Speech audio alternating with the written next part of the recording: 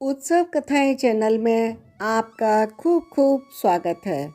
आज कली हनुवाणी अध्याय 5 मृत्यु को हराना का भाग 3 के बारे में पठन प्रारंभ करते हैं।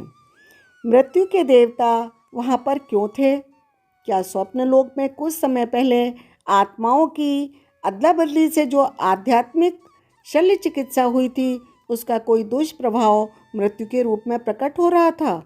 क्या उस शल्य चिकित्सा में कोई भूल हो गई थी? हनुमान जी ने अपने आंखें बंद की और समय के देवता, काल व अन्य देवी देवताओं से संपर्क साधकर यम की उपस्थिति का उद्देश्य जाना। इस दौरान वे उर्मी के समीप ही रहे। वहाँ पर दोनों अश्विनी देव भी उपस्थित थे जो उर्मी को दिखाई नहीं दे रहे थे। उन दोनों ने यम के पास जाकर उससे पूछा, हे यम, आप यहाँ पर क्यों हैं? यहाँ पर तो कोई भी अपनी मृत्युशैया पर दिखाई नहीं दे रहा। उस आत्मा का परिचय दीजिए जिसको आप मृत्यु का अनुभव देने के लिए यहाँ पर उपस्थित हैं। उर्मी, यम ने भावरहित स्वर में उत्तर दिया। क्या? दोनों अश्विनी देव एक साथ बोले, हे यम, क्या आप देख नहीं रहे हो?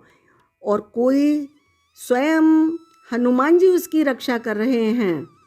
वह उनकी शिष्या है। आपका यहाँ आने का साहस भी कैसे हुआ? जो भी उसके भाग्य में लिखा है वह तो होना ही है। मुझे नहीं लगता हनुमान जी मेरे कार्य में अड़चन पैदा करेंगे। यम ने उत्तर दिया। इस बार उनकी भावरहित ध्वनि में क्रूरता जान पड़ी। भाग्य? अश्विनी देव बलपूर्वक बोले। वह सुरक्षित हनुमान जी की छाँव में बैठी है, यही उसका भाग्य है। उसे वह सुरक्षित छाया छोड़नी ही पड़ेगी। यम ने फुफकार कर कहा। वह कैसे मृत्यु को प्राप्ति होगी? एक अश्विनी देव ने उत्तेजित स्वर में कहा। यह मानव संसार है। यहाँ पर हर घटना का कारण होता है और यहाँ पर हम हर उस कारण को हराने के लिए तैयार हैं जो उसकी मृत्यु को निमंत्रण दे सकता है। भाग्य में जो लिखा है वह होगा। मैं यहाँ पर तर्क वितर्क करने नहीं आया हूँ, यम ने उदासीनता पूर्वक कहा और अश्विनी देवों से दृष्टि हटाकर उर्मी पर एक दृष्टि डाल दी।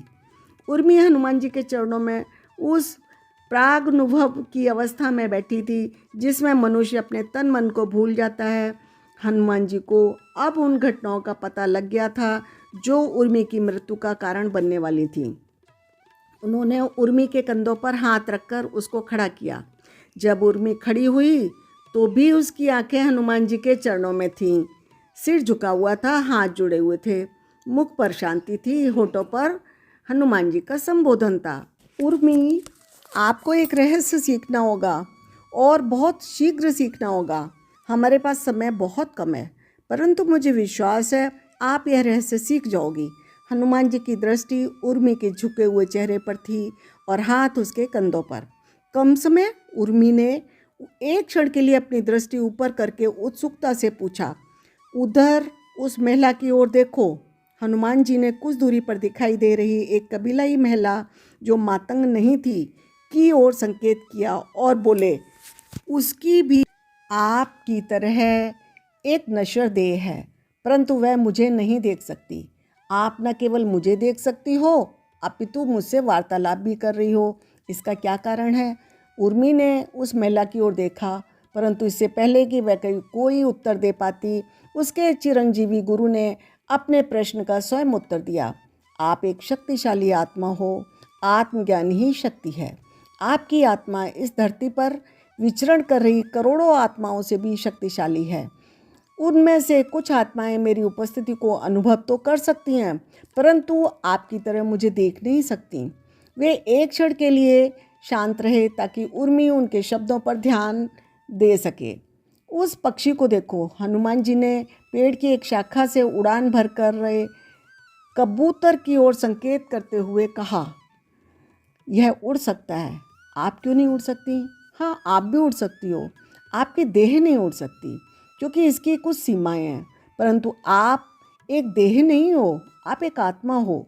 आप मानव देह को छोड़कर एक पक्षी की देह धारण कर सकती हो और एक अच्छी उड़ान के पश्चात आप पुनः इसी देह में आ सकती हो। उर्मी ने आसमान की ओर देखा। कबूतर ऊंचा उड़ता जा रहा था। आसमान में उड़ने के विचार ने उसे अधिक आकर्षित नहीं किया। एक अलग ही विचार उसके मस्तिष्क में आया, यदि मैं देह बदल सकूं तो मैं इस पृथ्वी के राजा की देह में प्रवेश करना चाहूँगी। मैं उन सबको दंडित करना चाहूँगी जो जंगल को हानि पहुँचाते हैं। मैं ऐसे नियम बनाना चाहूँगी जिनसे मनुष्य के लालच पर लगाम लगाई जा सके और पर्यावरण को बचाया जा सके।